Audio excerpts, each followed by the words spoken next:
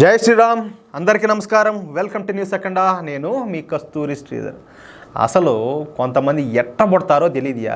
తినడానికి తిండి ఉండదు, కట్టుకోవడానికి సరైన బట్ట ఉండదు, ఉండడానికి కొంపలు కూడా ఉండవు. కానీ మత పిచ్చి మాత్రం తలకెక్కి కొట్టుకొని చచ్చా ఉంటారు. ఇది పాంకు కదా తల్ల విషయం ఉంటుంది అంటారు చూడు, ఆ మాదిరిగా వీళ్ళ బతుకులు వీళ్ళ మత పిచ్చి చూస్తూ ఉంటే అసహ్యం దొబ్బుతుంది.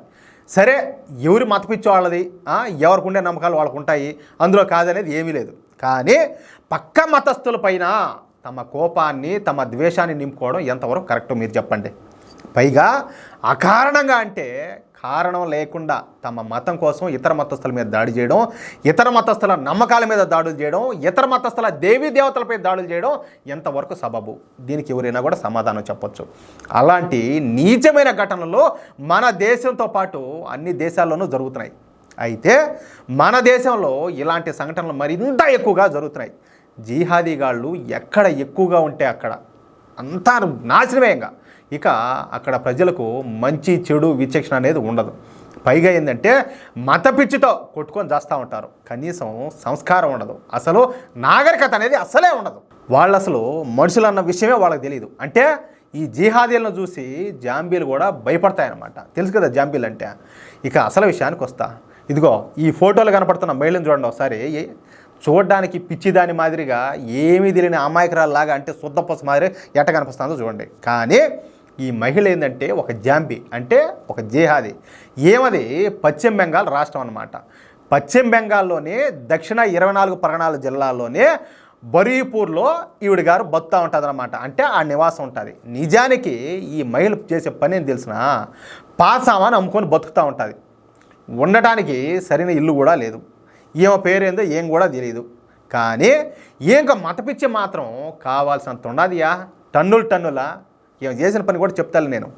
ఏమో ఎక్కడికి వెళ్తే అక్కడ ఆ దేవాలయాలు ఉంటాయి కదా, ఆ దేవాలయాల్లోనే విగ్రహాలను ధ్వంసం చేస్తుందంట. చూడండి, అంటే ఇంక పిచ్చా లేకపోతే మదమా, అది ఏమనాలో ఒకసారి ఆలోచించండి. నిన్న పవన్ కళ్యాణ్ అన్నాడు, అయినా ఇది మదం ఎక్కితే మాట్లాడే మాట్లాడేటట్టు ఎన్ని అన్నట్టు పిచ్చి అంటారు. దీనికే పిచ్చే, కానీ ఏంటంటే అది మత పిచ్చి. ఈ విధంగా పాత సామాన్లు ప్లాస్టిక్ బాటిల్స్ ఏరుకోవడానికి వెళ్ళేటప్పుడు ఎక్కడైనా అంటే ఎవరు ఉండరు కదా చుట్టుపక్క, అటువంటి ప్రదేశాల్లో దేవాలయాలు కనపడితే వెంటనే ఆ దేవాలయాలకు దూరిపోయి విగ్రహాలను ధ్వంసం చేస్తూ ఉంటుంది. అయితే నిన్న ఇదే విధంగా ఈ బరీపూర్లోని ఒక శివాలయంలోకి ఒక పెద్ద రాయి తీసుకొని పోయిందంట. అయితే అక్కడికి దగ్గరలో ఉన్న ఒక హిందూ మహిళలకు అనుమానం వచ్చి పోయి చూసింది. ఈ జిహాదీ మహిళ ఆమె తీసుకొచ్చిన రాయితో ఈశ్వరుడు, అంటే మనం పూజించే శివుడు ఉన్నాడు కదా శివయ్య, ఆ శివుని విగ్రహాన్ని పగలగొట్టబోయిందంట. ఇది చూసినటువంటి ఆ మహిళ ఆశ్చర్యపోయి పెద్దగా కేకలు వేయడంతో ఆ చుట్టుపక్కల ఉన్న హిందువులందరూ వచ్చి పారిపోతున్న ఆ జిహాదీ మహిళను పట్టుకున్నారు.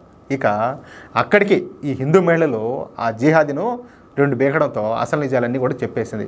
ఇక ఆమెను ఈ హిందూ మహిళలు పోలీసులకు అప్పచెప్పినారు తీసుకొని. కానీ చూడండి, వీళ్ళకి తినడానికి తిండి, కట్టుకోవడానికి బట్ట, ఉండడానికి ఇల్లు లేకపోయినప్పటికీ ఈ మత పిచ్చికి మాత్రం తక్కువేం లే. ఇటువంటి దరిద్రులకు మన దేశంలోని సోకాళ్ళు సెక్యులర్ సన్నాసులు సపోర్ట్ చేయడం సిగ్గుపడాల్సిన విషయం.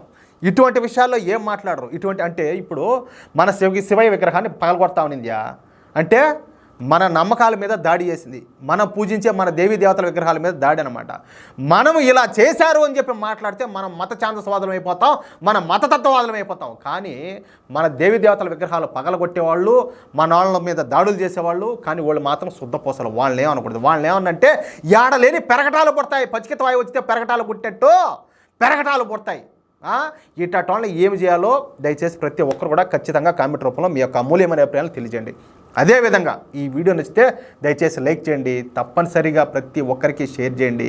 షేర్ చేయడం మీ బాధ్యత. మేము కష్టపడి ఒక వార్తను మీ ముందుకు తీసుకొచ్చాం. మీరు ఎంతమందికి చేరిస్తే 10 మందిలో మార్పు వచ్చే అవకాశం ఉంటుంది. ఆ మార్పు తీసుకొచ్చేదానికి మీ వంతు ప్రయత్నం మీరు చేస్తారని చెప్పి ఆశిస్తున్నాము.